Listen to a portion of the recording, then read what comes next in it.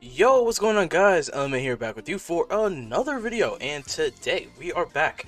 We're going to be looking at Android 17 MVP 17. We're going to be looking at his info. We got his info here. Dropped. Bruh, it's been a bit, but it dropped. It dropped. Let's just say that it dropped. So we're going to be looking at this. I'm not gonna lie. I have seen stuff. He looks pretty good. But I want to go over it here, obviously. We got to take a look at him on the channel for sure. So, courtesy to the homie Garesh, we got the info details here, so we'll take a look at them. Should be pretty good. So yeah, let's hop in. Alright, leader skill. Androids category 3 key, and then 170% all around. Or key 3 for super physical, HP attack and defense plus 120%. That is pretty good, because the super physical leader skill actually is pretty good for Battlefield. So that could come in handy, I'm not gonna lie. That could come in handy, because this guy's like a pretty good support, so if you guys, just having him as well on the team in Battlefield can definitely help, especially when you sometimes might have a wonky team. So yeah, definitely good leader skill, I like that. Androids is pretty good, the 170 is still pretty solid. We can still rock a 170 and be fine in events, so 170 is definitely solid enough, for sure. Androids, I guess you won't need it too much, because you could probably run Gamma 2 and it'll be 200% for most Androids, but it's there for another option, right? I don't have Gamma 2 actually, so there you go. There's another option. So yeah, I like the leader skill. The leader skill's cool. Alright, passive. Attack and defense plus 120% at the start of turn.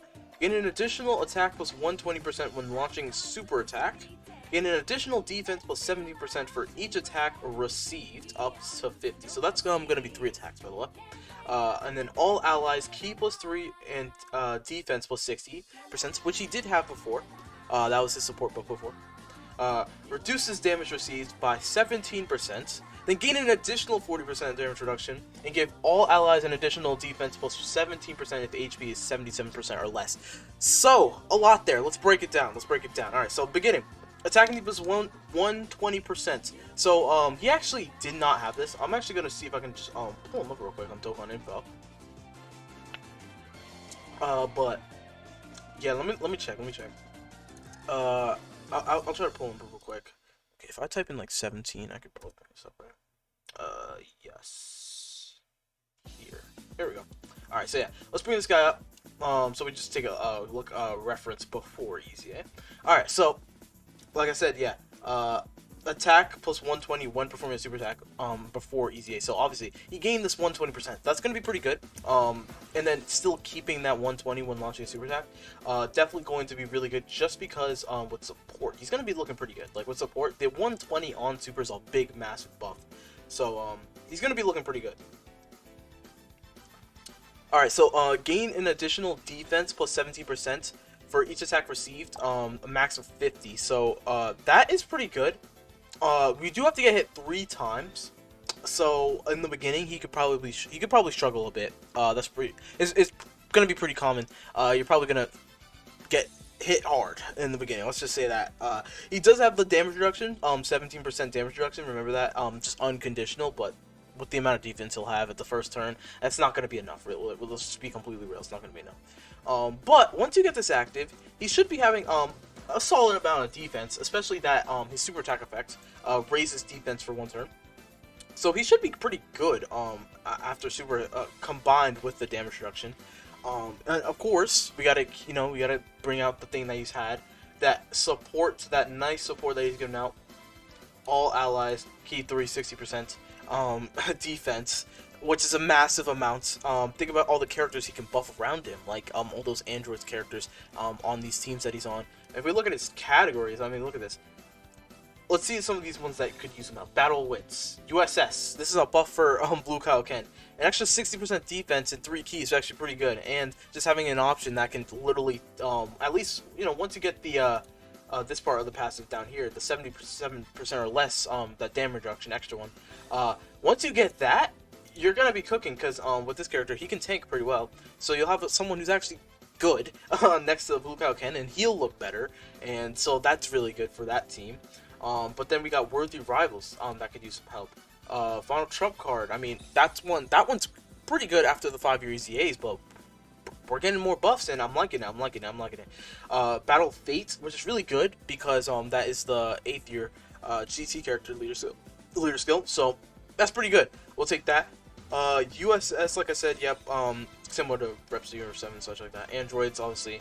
Superheroes is a pretty good one because we have people like Piccolo on there, and Gohan, like, he needs Ki. That support is going to hit hard for him. It's going to be really good for him.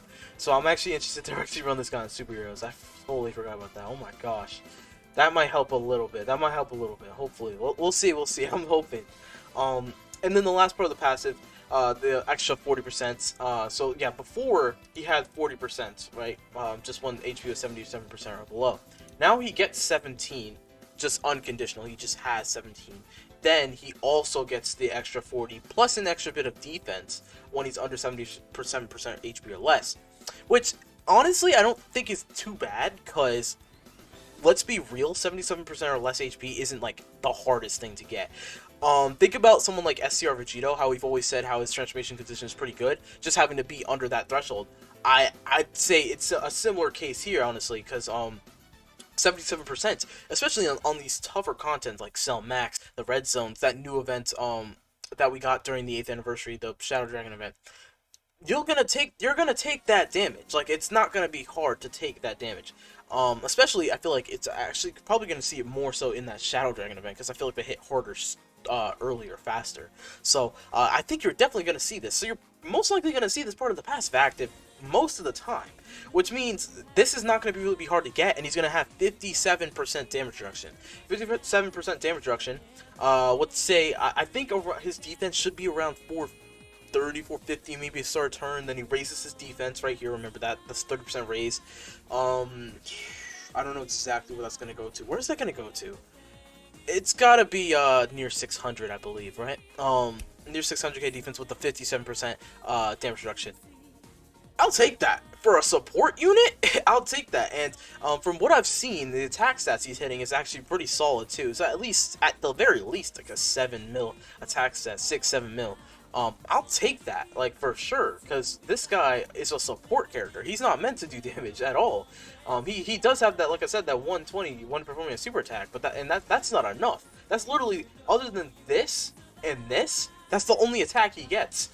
So if he can hit 7 million attack stats, obviously courtesy of his stats going up as well, with the super attack effect, that also increases the damage. But if he's hitting like 7 million attack stats, even just 7 million, supporting with this massive support, and then having the damage reduction and being able to tank, actually, and literally, like, he could be a good slot 3 and just like actually float and tank, and he'll be fine. That's something that you've got to give credit to, and I think this guy, for that reason, is going to be very impactful. He was one of my most wanted EZAs in this game so far, so I'm glad they actually did a pretty good job with him. I know there's a lot of people that are probably going to say, oh, this guy, they could have made him better, and for sure, but that's literally every EZA probably. They could have made every single one better. I think they did a great job. Honestly, if you're saying they wanted something better than this, you're probably asking for too much. Let's just get it straight. The reality of EZAs nowadays, we gotta keep it real. It's not like it was no more. Maybe back in the day, maybe like 2021, when the EZAs were actually pretty good. Well, you know, they had some good ones, like Broly, SCR Broly was really good. The Super Saiyan 4s, they were really good. Like, you know, Super 17, really good EZAs, right? In this day and age, we only get those every so often. So let's look, the LR EZAs, the LR Dokkan Fest EZAs are usually really good, and then someone like Gogeta Blue or SCR Cooler, really good EZAs. But yeah, for sure, I'm liking what they did with this guy. This guy, I think what they did with him is it does justice to the character. He's, like I said, he's gonna be a really good just slot 3 tank, which I really enjoy. I really enjoy that. So yeah, let me know what you guys think about 17. You know, let me know if you guys think he's good. If he's not, you know, comment down below. I'd love to hear what you guys are thinking. But that's pretty much me. I'll see you guys in the next video. Peace.